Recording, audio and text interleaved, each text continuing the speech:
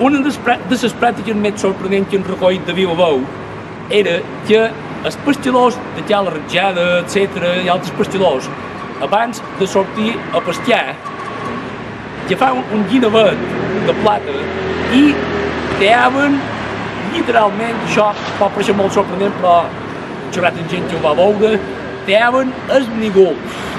Teaven saire. Per què es teaven saire? Per evitar la formació de les mànigues marines.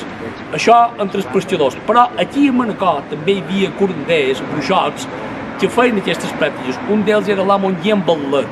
L'amo Guillem Batlet era un home que quan veia que se mostrava una tormenta molt grossa que podia fer maig, treia un guinevet i teava l'aire mentre deia una oració. De fet, un dia que estava teant l'aire en aquesta avinguda, va ser recriminat per un senyor que vivia a una casa d'aquí darrere que ho va fer tancar 3 dies a la presó per bruixot.